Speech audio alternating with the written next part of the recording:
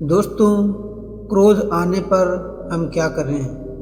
क्रोध हर किसी को आता है। जब भी किसी की बात बुरी लगती है या किसी का व्यवहार पसंद नहीं आता है तो गुस्सा आता है, और एक बार जब यह आता है तो फिर दिमाग से निकलने का नाम ही नहीं लेता है। ऐसे में आप उस घटना को लेकर बैठ जाते हैं, उसके बारे में सोचते रहते हैं। हर समय वही बात दिमाग में घूमती रहती है। आप किसी से कोई भी बात करें, वह घटना बीच में आ जाती है। ऐसे में आप न चाहते हुए भी उस बारे में बात करने लगते हैं, उसकी शिकायत करने लगते हैं। और अगर उस समय वहाँ पर कोई बात करने वाला नहीं हुआ तो आप अपने आप से ही बात करने लगते हैं, बड़बड़ाने लगते हैं। इस सब से उस व्यक्ति की सेहत पर तो कोई फर्क नहीं पड़ता, पर आपका नुकसान ज़रूर होता है। लेकिन अगर आप चाहें तो इस स्थिति से बच सकते हैं, इस नुकसान से खुद को बचा सकते हैं। कैसे, आइए जानते हैं महात्मा बुद्ध की इस कहानी के जरिए। एक बार की बात है, एक गांव में गौतम बुद्ध का प्रवचन चल रहा था। वे कह रहे थे, जब हम क्रोधित होते हैं तो दूसरों को नुकसान पहुंचाने की कोशिश करते हैं, लेकिन उस समय हम इतने आवेशित हो जाते हैं कि हमारी सोचने समझने की ताकत समाप्त हो जाती है। इसलिए क्रोध में हम सही निर्णय नहीं ले पाते हैं और अपना ही नुकसान कर बैठते हैं। बुद्ध की उस सभा में एक गुस्सैल स्वभाव का व्यक्ति भी शामिल था। उसे बात बात पर गुस्सा आ रहा था। आज भी वह अपने परिवार वालों से झगड़ कर आया था, और उस समय भी उसके दिमाग में उथल पुथल मची हुई थी। इसलिए उसे बुद्ध की बातें अच्छी नहीं लग रही थी। उसे लग रहा था कि जैसे बुद्ध उसे डांट रहे हैं, सबके सामने उसकी बेइज्जती कर रहे हों। उससे उस व्यक्ति का क्रोध भड़क गया। वह अपनी जगह से उठा और बुद्ध के पास जा पहुंचा। इससे पहले कि कोई कुछ समझता, उसने बुद्ध के मुंह पर थूक दिया। यह देखकर वहां पर मौजूद लोग भड़क उठे और उस व्यक्ति के बारे में बुरा भला कहने लगे। लेकिन बुद्ध अभी भी अपनी जगह पर शांत बैठे हुए थे। उन्होंने अपना चेहरा पोंछा और बोले, क्या बात है वत्स, तुम्हें कुछ कहना है? उस व्यक्ति ने बुद्ध की बात का कोई जवाब नहीं दिया। वह बिना कुछ कहे वहां से चला गया।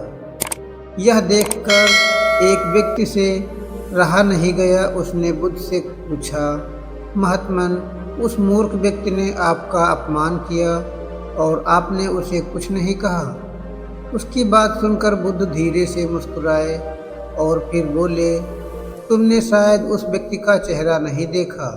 वह बहुत परेशान लग रहा था। मुझे लगता है कि वह किसी चिंता से घिरा हुआ था। इसलिए ऐसे परेशान व्यक्ति को क्या दोष देना है। बुद्ध पर थूकने वाला व्यक्ति सभा से उठने के बाद अपने घर चला गया। वह दिन भर बेचैन रहा। उसे अपनी करनी पर पछतावा हो रहा था। रात में भी वह सो नहीं पाया और बेचैनी से इधर उधर करवट बदल रहा था। अगले दिन वह फिर से बुद्ध की सभा में गया। वहां पहुंचते ही वह बुद्ध के चरणों में गिर पड़ा और रोने लगा। यह देखकर बुद्ध ने पूछा, क्या हुआ वत्स, तुम रो क्यों रहे हो? वह बोला, मैं वही दुष्ट व्यक्ति हूँ जिसने कल आपका अपमान किया था। पता नहीं कल मुझ पर ऐसा कौन सा पागलपन सवार हुआ जो मैं ऐसी घृणित हरकत कर बैठा। कृपया मुझे माफ़ कर दें। बुद्ध बोले, कल की बातें तो कल ही समाप्त हो गई वत्स। कल के बारे में आज क्या सोचना। अगर मैं उस घटना के बारे में सोचता रहता, क्रोध करता, तो उससे तो सिर्फ मेरा दिल दुखता। तुम्हें उससे कोई फर्क नहीं पड़ता।